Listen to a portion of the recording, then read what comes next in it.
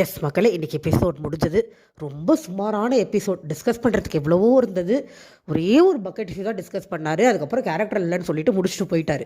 Literally இந்த 2 content தான் மக்களே. இன்றைக்கி சாட்டர்டே எபிசோடில் இத்தனை சீசனில் வெறும் 2 கண்டென்ட் வச்சு யாராவது ஊட்டியிருக்காங்களா? விஜய் சேதுபதியால் மட்டும்தான் முடியும்.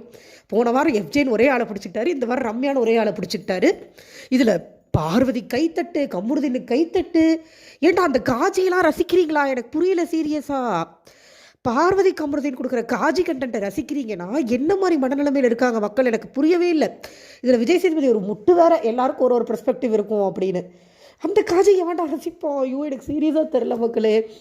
அவங்க 2 பேரும் ரசிக்கிறதுக்கு என்ன இருக்குது? எனக்கு புரியவே இல்லை. பிஆர் டீம் வந்து காசை வாங்கிட்டு முட்டு கொடுக்குதுங்கிறது வேற.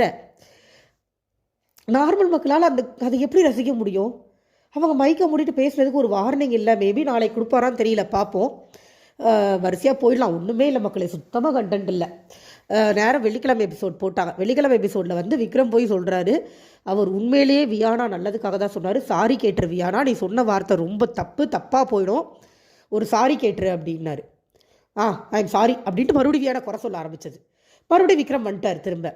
ஏய், சாரி கேட்டால் மனசார கேள், அது என்ன அறகுறையாக சொல்கிறது அப்படின்ன உடனே அது மறுபடியும் ஏதோ பேச ஆரம்பிச்சது பாருங்கள். கரெக்டாக கனியெலாம் வந்துட்டாங்க.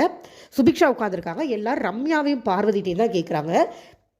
எனக்கு என்னன்னா, பார்வதி போய் என்ன சொன்னாங்க, அங்கே என்ன நடந்ததுங்கிற கிளிப்பிங் எங்கே? நம்மளுக்கு போடலை, 24 ஹவர்ஸ்லேயும் வரல, 1 ஹவர்லேயும் வரல. ஆனால் டீம் கிட்ட இருக்கும்ல, அதை விஜய் சேதுபதி கொடுக்க வேண்டியதானே. அவரும் நம்மள மாதிரியே ஒன்றும் தெரியாமையே கேள்வி கேட்குறாரு. பார்வதி என்ன ஸ்டேட்மெண்ட் சொன்னாங்க, அதை எப்படி வியானா ரிசீவ் பண்ணிக்கிட்டாங்க, எப்படி ரம்யா ரிசீவ் பண்ணிக்கிட்டாங்கன்றத அந்த கிளிப்பிங்கை காமிச்சா தெரிஞ்சு போயிடும். எனக்கு என்ன தெரியுமாங்க தோணுது, என்னோட தனிப்பட்ட கருத்தை சொல்கிறேன்.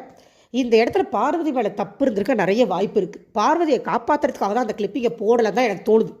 அங்கே மெயின் கல்பிரிட்டே பார்வதி தான். வியானா கண்டிப்பாக கல்பிரிட். ரம்யா பைத்தியம். நான் ரம்யாவுக்கு சப்போர்ட்டெல்லாம் பண்ண மாட்டேன். ரம்யா சரியான நாடகம்.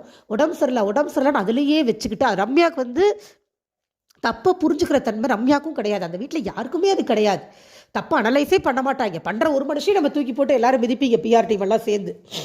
தப்பை அனலைஸே பண்ணாமல், ஆக்சுவலாக எனக்கு தெரிஞ்சு என்ன நடந்திருக்கும்னா, பார்வதி சொல்கிறாங்க நான் போய் கேம் பிளே, பார்வதி மாற்றி பேசுகிறாங்க.